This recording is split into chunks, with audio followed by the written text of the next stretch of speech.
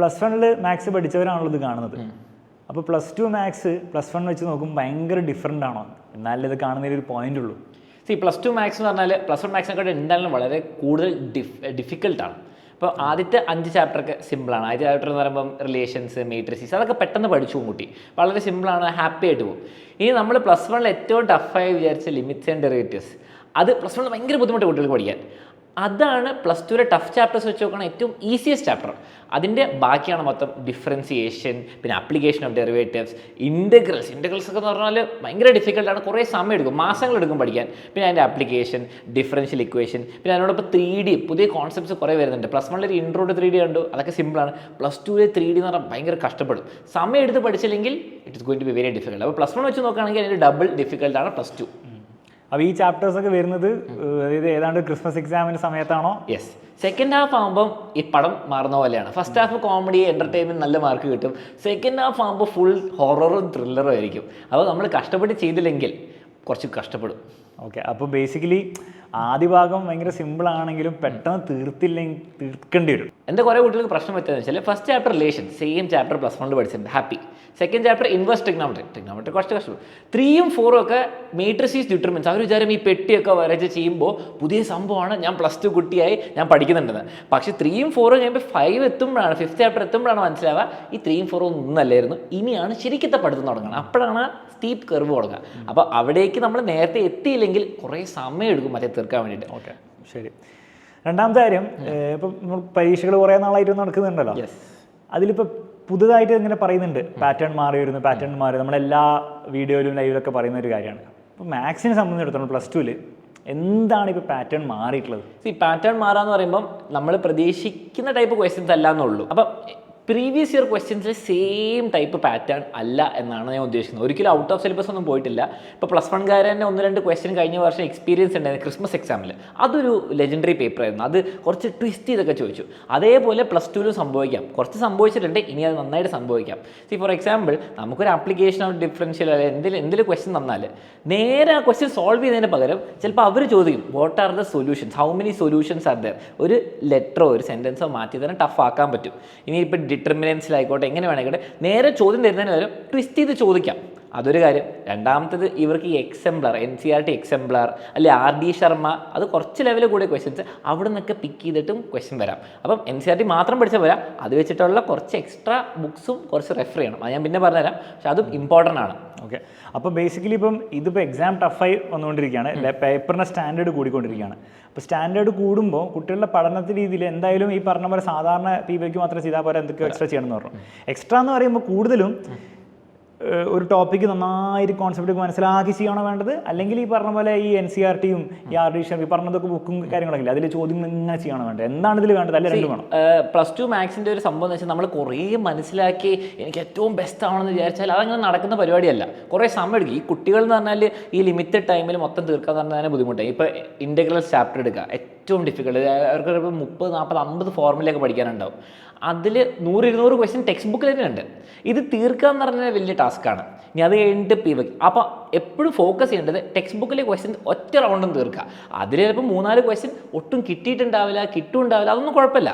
പക്ഷേ ആ തീർക്കുക ഒരു റൗണ്ട്, വീണ്ടും ഒരു റൗണ്ട് പോകണം, കാരണം ഈ ഫോർമുലയൊക്കെ സെറ്റാണ്. അപ്പം ഒരിക്കലും പെർഫെക്ഷൻ എയിം ചെയ്യേണ്ട ആവശ്യമില്ല. എല്ലാം പഠിച്ച് ക്വസ്റ്റ്യൻ കാണുമ്പോൾ മനസ്സിലാണ് ഇത് ഈ ചാപ്റ്ററിലെ ഈ ടോപ്പിക്കാണ്, അവിടെയാണ് കുട്ടി രക്ഷപ്പെടുക. ഇനി നമുക്ക് ഓരോരോ ചാപ്റ്റേഴ്സ് ഓക്കെ ഞാൻ പറയും, അപ്പം അതിനെ റേറ്റ് ചെയ്യണം ഡിഫിക്കൽട്ടിൻ്റെ അടിസ്ഥാനത്തിൽ. അപ്പം 5 എന്ന് പറഞ്ഞാൽ ഏറ്റവും ഡിഫിക്കൽട്ട് ആയിട്ടുള്ള ചാപ്റ്റർ, 1 എന്ന് പറഞ്ഞാൽ ഏറ്റവും ഈസി ആയിട്ടുള്ളത്. അപ്പോൾ ആ സ്കെയിലിൽ ചെയ്യാം. അപ്പം നമ്മൾ സ്റ്റാർട്ട് ചെയ്യാം. First chapter +2 relations and functions 1. Okay, inverse trigonometric functions 3. ഈ ട്രിഗ്നോമെട്രി ഫംഗ്ഷൻ മറ്റൊരു പഠിക്കാനില്ലേ? മറ്റൊരുത്ത് പഠിക്കാനുണ്ട് +1. അതിൻ്റെ ഒരു ഇൻവേഴ്സ്, പക്ഷെ കുറച്ച് പഠിക്കാനുണ്ട്, പക്ഷേ അത്യാവശ്യം സിമ്പിൾ, പെട്ടെന്ന് തീരും, കുറച്ച് മാർക്ക് ഉള്ളൂ. മെട്രിസസ് 2. നാലാമത്തെ determinants 3. Continuity and differentiability actually പഠിക്കുന്നതിന് മുൻപ് ഭയങ്കര ഡിഫിക്കൽട്ട് ആയിരിക്കും, പഠിച്ചു കഴിഞ്ഞാൽ ഈസി ആയിരിക്കും. അപ്പോൾ 3 മതി. Application of derivatives 3. Integrals 5. Okay, application of integrals 4. Differential equation 4. Vector algebra 3.5 അല്ലെ 4 എന്ന് വിചാരിക്കാം. 3 dimension geometry 3D 5. Linear programming 2. Probability 3. Probability നമ്മൾ പ്ലസ് വണ്ണിൽ കാണുന്ന സിമ്പിൾ പ്രോബിലിറ്റി അല്ല ഇവിടെ ബേസ് തിയറം ഉണ്ട്, കുറേ സാധനങ്ങളൊക്കെ നോക്കി ചെയ്യാണ്ട് കുറച്ച് ഫോർമുല ഇക്വേഷൻ ഒക്കെ പഠിക്കാനുണ്ട്. അതിൻ്റെ ഒരു ബുദ്ധിമുട്ടാണ് 3 വരാൻ കാരണം. അപ്പോൾ നമ്മൾ നേരത്തെ പറഞ്ഞ പോലെ തന്നെ കൂടുതൽ ഈ 4ഉം 5 ഒക്കെ വരുന്നത് അവസാനത്തേക്ക് നോക്കണം. ഞാനിപ്പോൾ പറഞ്ഞ കണ്ടിന്യൂറ്റി ഡിഫറൻഷ്യൽ 3 പറയുന്നത് ആദ്യം പഠിക്കുന്ന കുട്ടിക്ക് 5 ആയിരിക്കും, അത് രണ്ടാമത് പഠിക്കുമ്പോൾ 4 ആവും, വീണ്ടും പഠിക്കുമ്പോൾ 3 ആവും. പിന്നെ ഇത് സിമ്പിൾ ഇൻ്റഗ്രൽസ് ഒക്കെ എത്തുമ്പോൾ ഈ ഡിഫറൻഷ്യൽ ചാപ്റ്റർ നമ്മൾ നന്നായിട്ട് പഠിച്ചാൽ അത് തലയും കുത്തിനെയാണ് ഇൻ്റഗ്രേഷൻ. അപ്പോൾ ഇൻ്റഗ്രേഷൻ നിങ്ങൾ പഠിക്കുമ്പോൾ 5ാമത്തെ ചാപ്റ്റർ പഠിക്കാതെ 7ാമത്തെ ചാപ്റ്ററിലേക്ക് വന്ന് പഠിക്കുമ്പോഴായിരിക്കും സൈൻ്റെത് കോസാണ്, കോസിൻ്റെ സൈനാണ്.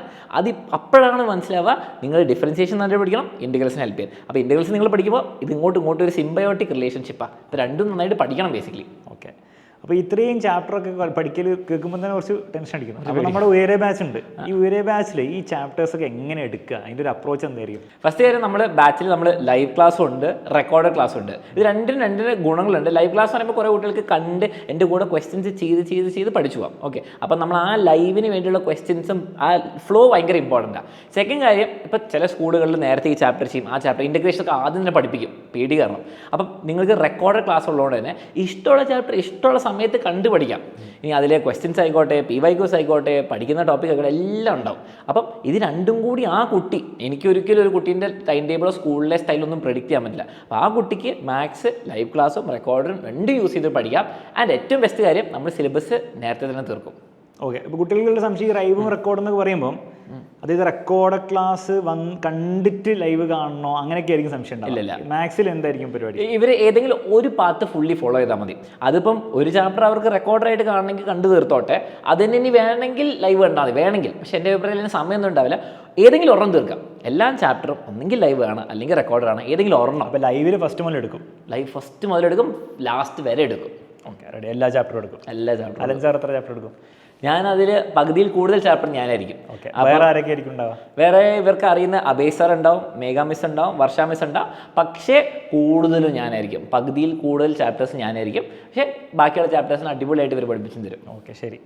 നമ്മുടെ ബാച്ചിൽ ലൈവ് ക്ലാസ് കൂടാതെ വർക്ക് ഷീറ്റും ഉണ്ട്, PYQs ഉണ്ട്, PYQs വീഡിയോ സൊല്യൂഷനൊക്കെ ഉണ്ട്.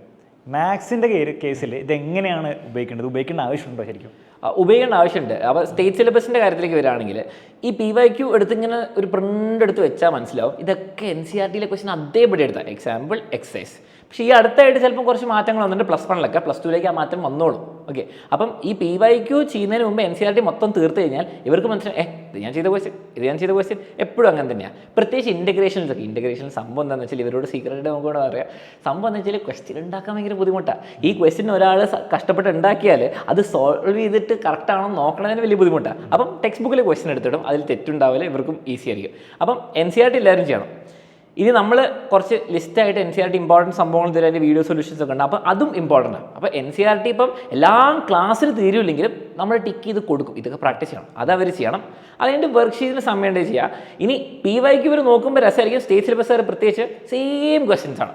ഇനി CBSEയിലേക്ക് വരുമ്പോഴും ഓൾമോസ്റ്റ് സെയിം തന്നെയാണ് വരിക. പക്ഷേ ദേ ഹാവ് ടു പ്രാക്ടീസ് എന്താണ് അവരുടെ പ്രീവിയസ് ഇയർ ക്വസ്റ്റ്യൻസ്. ഓക്കെ, അത് വേറെ തന്നെ ഒരു പാറ്റേൺ ഉണ്ടാവും. പിന്നെ കുറച്ച് RD ശർമ്മയിലെ ക്വസ്റ്റ്യൻസ് ചെയ്താൽ സെറ്റാണ്. ഓക്കെ, അപ്പോൾ ബേസിക്കലി ക്ലാസ്, പിന്നെ NCERT ക്വസ്റ്റ്യൻസ്, പിന്നെ വർക്ക്ഷീറ്റ്, പിന്നെ PYQ, ഇത്രയും ചെയ്യേണ്ടി വരും. ഇതിലെല്ലാത്തിലും കുറേ ഓവർലാപ്പ് വരുന്നതുകൊണ്ട് തന്നെ ഈസിയറായി വരും ഓരോന്ന് ചെയ്ത് വരുമ്പോൾ. ഓക്കെ, ശരി.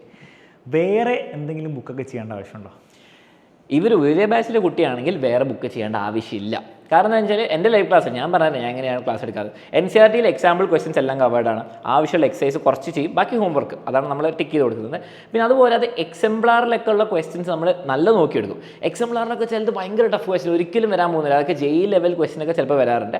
അത് ചെയ്യേണ്ട ആവശ്യമില്ല. അപ്പോൾ നമ്മളാകുമ്പോൾ അത് പിക്ക് ചെയ്ത് കൊടുക്കും കുട്ടികൾക്ക്. പിന്നെ RD ശർമ്മയും പ്രശ്നം കുട്ടി ചെയ്ത് തുടങ്ങിയാൽ ഇത്രയും അട്ടിക്കുള്ള ബുക്കാണ്, തീരൂല. അപ്പം നമ്മളതൊന്ന് നോക്കി എക്സാമിന് വരാൻ പാറ്റേൺ ശ്രദ്ധിച്ചിട്ട് നോക്കിയിട്ട് ഇട്ട് കൊടുക്കും. അപ്പം അത് കറക്റ്റ് ക്ലാസ്സിലെടുക്കും. അതിനകത്ത് കറക്റ്റ് ഫ്ലോയിൽ കിട്ടിയില്ലെങ്കിൽ ഒരിക്കലും മനസ്സിലാവില്ല. അപ്പം അങ്ങനെയുള്ളൊരു കുട്ടി ഉയരെ ബാച്ചിൽ പഠിക്കുന്നൊരു കുട്ടിയാണെങ്കിൽ ഇവർ വേറെ ബുക്കൊന്നും നോക്കേണ്ട ആവശ്യമില്ല. ഇനിയിപ്പോൾ CBSE കുട്ടിയാണെങ്കിൽ they can refer their CBSE PYQs. അതും നമ്മൾ പ്രൊവൈഡ് ചെയ്യുന്നുണ്ട്, പക്ഷെ എന്നാൽ അവർക്കൊരു കോൺഫിഡൻസിന്. ഓക്കെ, NCERTയിൽ മിസ്സലേനിയസ് എന്ന് പറഞ്ഞ സെക്ഷൻ അത് ചെയ്യേണ്ട ആവശ്യമുണ്ടോ? ചെയ്യണം. അപ്പം പാറ്റേൺ മാറുന്നുണ്ട് കേട്ടോ പറയുന്നത്. പണ്ട് ഞാൻ പറയുമായിരുന്നു ചില ചാപ്റ്റേഴ്സ് മാത്രം നോക്കിയാൽ മതി. പക്ഷേ ഈ വർഷങ്ങളിൽ മിസ്സലേനിയസിൽ നിന്ന് ക്വസ്റ്റ്യൻസ് വരുന്നുണ്ട്. പ്ലസ് 1കാർക്ക് അറിയാം, ബോയ്സും ഗേൾസിനെ അറേഞ്ച് ചെയ്യുന്ന ക്വസ്റ്റ്യനൊക്കെ അവർക്ക് അറിയെങ്കിൽ അവർ പറഞ്ഞോളൂ. അപ്പം മിസ്സലേനിയസിൽ നിന്നും ക്വസ്റ്റ്യൻസ് വരും, NCERT എക്സാംപ്ലറിൽ നിന്നും വരും. ഓക്കെ, ശരി. യൂട്യൂബിൽ വൺ ഷോട്ട് കിടപ്പുണ്ടല്ലോ, ഇനി നമ്മൾ എക്സാമിന് ടൈമൊക്കെ ആകുമ്പോൾ വൺ ഷോട്ട് പോയിരിക്കും. ആ വൺ ഷോട്ട് മാത്രം കണ്ടാൽ പോലെ ഇത്രയൊക്കെ കഷ്ടപ്പെടേണ്ട ആവശ്യമുണ്ടോ എന്ന് ചിന്തിച്ചാൽ നല്ല ചോദ്യമാണ്. വൺ ഷോട്ടിൽ നമ്മൾ ചാപ്റ്റർ തീർക്കുന്നുണ്ട്, 1-2 മണിക്കൂറിൽ ഹാപ്പി ആയിട്ട് തീർക്കാം. അപ്പം പ്രശ്നം എന്ന് പറഞ്ഞാൽ അതിൻ്റെ ചാപ്റ്ററിന് 50-60% കവർ ആവുള്ളൂ. എല്ലാ ടെക്നീക്കും എല്ലാ മെത്തേഡും പഠിപ്പിക്കും, പക്ഷെ എല്ലാ ടൈപ്പ് ക്വസ്റ്റ്യൻ ഒരിക്കലും കവർ ചെയ്യാൻ പറ്റില്ല. അത് 3 മണിക്കൂറല്ല 4 മണിക്കൂർ നന്നായിട്ടിരുന്ന് പഠിക്കണം. അത് കുട്ടി എഫേർട്ട് ഇടണം, ടീച്ചർ എഫേർട്ട് ഇടണം. അപ്പോൾ ഒരിക്കലും 3-4 hours തീർക്കൂല. ഇനി എക്സാം സിമ്പിളായി, ഭയങ്കര സിമ്പിളായാൽ കുട്ടിക്ക് ചിലപ്പോൾ ഒരു 60% മാർക്സ് മേടിക്കാം. 60% കിട്ടുള്ളൂ. 60% കിട്ടുള്ളൂ. കാരണം എന്താ വെച്ചാൽ എക്സാം സിമ്പിൾ ആയാലും ഇത്രയും ചാപ്റ്ററിൽ ഇത്രയും ടോപ്പിക്കിൽ എല്ലാം പോയി ഒരു കുട്ടി ഇരുന്ന് എഴുതേണ്ട എക്സാം പേപ്പറിൽ അത് 2 മണിക്കൂർ കണ്ടിട്ടൊന്നും ആവാൻ പോകുന്നില്ല. പക്ഷേ 60% കിട്ടും. 60% കിട്ടും. ഇനി കുട്ടി നന്നായിട്ട് എഫേർട്ട് ഇട്ട് പ്രാക്ടീസ് ചെയ്താൽ ഹെൽപ്പ് ചെയ്യും. ഓക്കെ. ഈ ഇൻ്റഗ്രേഷൻ എന്ന് പറഞ്ഞ ചാപ്റ്ററിൽ എനിക്ക് പണ്ട് പഠിച്ച ഓർമ്മയുണ്ട്, കുറേ ഫോർമുലയുണ്ട്. അതെല്ലാം ഇങ്ങനെ ബൈ ഹാർട്ട് ആക്കണം, അതല്ലാണ്ട് വേറെ മനസ്സിലാക്കിയിട്ട് കാര്യമില്ലല്ലോ. അപ്പോൾ ഇതെല്ലാം കൂടെ എങ്ങനെ അപ്പോൾ ഒന്ന് എളുപ്പത്തിൽ ബൈ ഹാർട്ട് ആക്കാനുള്ള വഴി? ഇൻ്റഗ്രേഷൻ എന്ന് പറയുമ്പോൾ എനിക്കും +2 ഏറ്റവും വേസ്റ്റ് മെമ്മറി ഇൻ്റഗ്രേഷൻ. ഞാനും ഇങ്ങനെ ഇരുന്ന് ആലോചിച്ചിട്ടുണ്ട്. എൻ്റെ ഫ്രണ്ട്സൊക്കെ ഒരു ടോപ്പിക്കും എനിക്കൊന്നും മനസ്സിലാവില്ല, തലയിലൊന്നും കത്തൂല. അപ്പം എൻ്റെ ഓർമ്മ ശരിയാണ്, ഒരു ഡിസംബർ സമയത്തൊക്കെ ഞാൻ സീരിയസ് ആയിട്ട് ഇൻ്റഗ്രേഷൻ ഇരുന്ന് ചെയ്തത്. ഓക്കെ, അപ്പോഴാണ് തീരുമാനിച്ചു ഇനി പഠിക്കണം. ഇൻ്റഗ്രേഷനിൽ കുറേ ഫോർമുല ഉള്ളതുകൊണ്ട് തന്നെ നമ്മൾ ഓരോ ടോപ്പിക്ക് കോൺക്വർ ചെയ്ത് പോവാം. ഓക്കെ, ഒരു ടോപ്പിക് ഉണ്ട്. ഫോർ എക്സാമ്പിൾ പാർഷ്യൽ ഫ്രാക്ഷൻ ഉണ്ട്. ആ പാർഷ്യൽ ഫ്രാക്ഷനിൽ ഒരു 50 ക്വസ്റ്റ്യൻ ഉണ്ട്. 50 ക്വസ്റ്റ്യൻ പാർഷ്യൽ ഫ്രാക്ഷൻ, 5 ഫോർമുല എന്നാണ് വരിക. അത് പ്രാക്ടീസ് ചെയ്യുക, അത് സെറ്റാക്കുക, അത് പ്രാക്ടീസ് ചെയ്യുക, സെറ്റാക്കാം. ഇനി അടുത്ത ഇതിൽ പോവാം, സം പെർട്ടിക്കുലർ ഫംഗ്ഷൻസ്. അത് പ്രാക്ടീസ് ചെയ്യുക, അത് സെറ്റാക്കുക. അത് ചെയ്ത് ശരിയാവുള്ളൂ. ഒരു ദിവസം ഇരുന്ന് 100 ക്വസ്റ്റ്യൻ ചെയ്താൽ മാത്രമല്ല, എല്ലാ ദിവസവും ഒരു 10-20 ക്വസ്റ്റ്യൻ ചെയ്യണം. അങ്ങനെ ഒരു 2-3 ആഴ്ച പ്രാക്ടീസ് ചെയ്താൽ സെറ്റാവുന്ന കാര്യമുള്ളൂ. ഓക്കെ. ഈ പ്രാക്ടീസ് എന്ന് പറയുമ്പോൾ എന്താ ശരിക്കും ഉദ്ദേശിക്കുന്നത്? അപ്പോൾ ഞാനിപ്പോൾ ഒരു കുട്ടിയാണെങ്കിൽ ഞാൻ ഒരു ഭാഷ ലൈവിൽ വന്നിരുന്നു, അതിൽ ചോദ്യങ്ങൾ ചെയ്തു. ഓക്കെ, എനിക്ക് മനസ്സിലായി. ഞാൻ പിന്നെ വർക്ക്ഷീറ്റിൽ പറഞ്ഞ കാര്യങ്ങളൊക്കെ ഞാൻ ചെയ്തു. എന്നിട്ട് ഈ പ്രാക്ടീസ് എന്ന് പറഞ്ഞാൽ അവിടെ എന്താ ഈ പ്രാക്ടീസ് എന്ന് പറയുമ്പോൾ ശരിക്കും? ഒരു പേപ്പർ എടുക്കുക, ഒന്നെങ്കിൽ എക്സാമിനർ തരുന്ന കുറച്ച് ക്വസ്റ്റ്യൻസ്, അല്ലെങ്കിൽ NCERTയിലെ ക്വസ്റ്റ്യൻ നോക്കുക, മൊത്തം സോൾവ് ചെയ്യുക. ഒരിക്കലും ആൻസർ അല്ല നോക്കണ്ടേ, ക്വസ്റ്റ്യൻ നോക്കുക, ഫുൾ സോൾവ് ചെയ്യുക.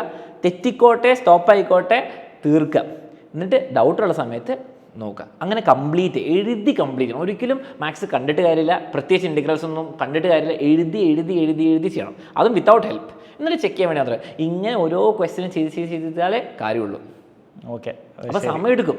അപ്പോൾ NCERT എക്സസൈസിനെ ചെയ്ത് വരുമ്പോൾ 100-200 ക്വസ്റ്റ്യൻസ് തീർക്കാൻ കുറേ സമയം എടുക്കും. ഒരു ആൻസർ എന്നൊക്കെ പറയുമ്പോൾ 1.5-2-3 പേജ് വരെയൊക്കെ പോകും. ഓക്കെ. സിലബസ് എന്ന് തീർക്കും നമ്മൾ? സിലബസ് നമ്മൾ ഡെഫിനറ്റ്ലി ഡിസംബറിൽ തീർക്കും. അതിൻ്റെ അത് ഏതൊരു +2 കുട്ടിയാണെങ്കിലും തീർത്തിരിക്കണം. കാരണം ഇതൊക്കെ റിവൈസ് ചെയ്യുകയാണെങ്കിൽ അവസാനം ഇൻ്റഗ്രൽസ് മാത്രം പഠിച്ചാൽ പോരല്ല, എല്ലാം പഠിക്കണം. കാരണം ഇൻ്റഗ്രൽസ് ഇത്രയും കഷ്ടപ്പെട്ട് പഠിച്ചാലും ചിലപ്പോൾ 10-15 മാർക്കിനെ വരുള്ളൂ മൊത്തം. അപ്പം നമ്മൾ എല്ലാം പഠിക്കണം, ഇൻ്റഗ്രൽസും പഠിക്കണം. അപ്പം ഡിസംബറിൽ തീർത്താലേ റിവൈസ് ചെയ്യാൻ സമയം കിട്ടുള്ളൂ. ഓക്കെ. ലാസ്റ്റ് ക്വസ്റ്റ്യൻ ആണ്, ഇതൊക്കെ പഠിച്ചിട്ട് നോട്ട് എന്ന് പറഞ്ഞ സാധനം ഇത് ഉണ്ടാക്കേണ്ട ആവശ്യമുണ്ടോ? അതിൻ്റെ പിന്നെ ഫോർമുലയും കാര്യങ്ങളൊക്കെ എങ്ങനെയാണ് വലുതാക്കുക? പിന്നെ സ്കൂളിൽ പഠിപ്പിക്കുന്ന നോട്ട്സ്, നമ്മുടെ നോട്ട്സ്, അതൊക്കെ എങ്ങനെ മാനേജ് ചെയ്യും? നോട്ട് ഉണ്ടാക്കുന്നുണ്ടോ ഇല്ലയോ എന്ന് വലിയ വിഷയമില്ല. പക്ഷേ കുട്ടി എഴുതി പ്രാക്ടീസ് ചെയ്യണം. അപ്പോൾ നോട്ട് ഉണ്ടാക്കുമ്പോൾ ഗുണം എന്ന് വെച്ചാൽ ഇപ്പോൾ എൻ്റെ കൂടെ ക്ലാസ്സിൽ ഇപ്പോൾ ആ കുട്ടി ഇൻ്റഗ്രൽസിന് 10 ഫോർമുല എഴുതിയാൽ അത് എഴുതുമ്പോൾ ബ്രെയിനിൽ ഇങ്ങനെ സ്റ്റോർ ചെയ്യുന്ന പോലെയാണ്. അപ്പോൾ എഴുതാതെ വെറുതെ നോക്കിയിരിക്കുക. അലൻ സാറിൻ്റെ നോട്ട്സ് ഡൗൺലോഡ് ചെയ്യാം, സ്കൂളിൽ നോട്ട്സ് എടുക്കുക, നടക്കില്ല. എഴുതണം. അതിനിപ്പോൾ അവർ ക്വസ്റ്റ്യൻ ചെയ്യുമ്പോൾ എഴുതിയാലും മതി, നോട്ട് ഉണ്ടാക്കുമ്പോൾ എഴുതിയാലും മതി, അല്ലെങ്കിൽ ഫോർമുല ഷീറ്റ് ഉണ്ടാക്കുമ്പോഴും മതി. പക്ഷേ എഴുതണം, എഴുതിയാലേ കാര്യമുള്ളൂ. അപ്പോൾ നോട്ട് ഉണ്ടാക്കിയാലും വിഷയമില്ല, പക്ഷേ കുട്ടി പ്രാക്ടീസ് ചെയ്യണം, അത് എഴുതണം, അതാണ് ഏറ്റവും ഇമ്പോർട്ടൻറ്റ്. ഓക്കെ. ലാസ്റ്റായിട്ട് +2 മാത്സ് പഠിക്കാൻ പോകുന്ന കുട്ടികളെടുത്ത് എന്തെങ്കിലും അഡ്വൈസ് ഉണ്ടോ? നിങ്ങൾ ബാക്കിയുള്ളവരായിട്ട് കമ്പയർ ചെയ്യരുത്. ബാക്കിയുള്ളവർ ചിലപ്പം ഫസ്റ്റ് ചാപ്റ്റർ സെക്കൻഡ് ചാപ്റ്റർ തീരുമ്പോൾ ഭയങ്കര ഹാപ്പി ആയിരിക്കും. നിങ്ങൾക്ക് മാക്സിമം പെട്ടെന്ന് അത്ര തീർക്കുക. ഇപ്പം നമുക്ക് എക്സാമിനുള്ള കുട്ടിയാണെങ്കിൽ നിങ്ങൾ ലൈവ് കാണുക, വേണേൽ റെക്കോർഡ് എടുത്ത ചാപ്റ്റേഴ്സ് കാണാൻ വേഗം തീർക്കാൻ നോക്കുക. നിങ്ങളുടെ സ്കൂളിലെ ടീച്ചേഴ്സും തീർത്തിട്ടുണ്ടാവും, നിങ്ങൾക്ക് അതിനേക്കാളും തീർത്തിട്ടുണ്ടാവണം. കാരണം ഡിസംബറിൽ എത്തുമ്പോൾ നിങ്ങൾക്ക് മനസ്സിലാവും എന്തിനായിരുന്നു ധൃതിയെന്ന്. അപ്പം നേരത്തെ തീർക്കുക, നേരത്തെ പഠിക്കുക, ഫുൾ സെറ്റാക്കുക. അങ്ങനെ ആകുമ്പോൾ ഹാപ്പി ആയിട്ട് നിങ്ങളുടെ ഫൈനൽ എക്സാം സെറ്റാക്കുക. ഓക്കെ. അപ്പോൾ അലൻ സാറിന് എല്ലാവരും താങ്ക് യു പറയാം. നിങ്ങൾക്ക് വേറെ എന്തെങ്കിലും ക്വസ്റ്റ്യൻസ് നമ്മളിതിൽ ഡിസ്കസ് ചെയ്യാത്തതുണ്ടെങ്കിൽ തീർച്ചയായിട്ടും അതും കമൻറ്റ് ബോക്സിലിടുക. അതിൻ്റെ ആൻസർ അലൻ സാറിനെ കൊണ്ട് നമുക്ക് ഇടിയിപ്പിക്കാം.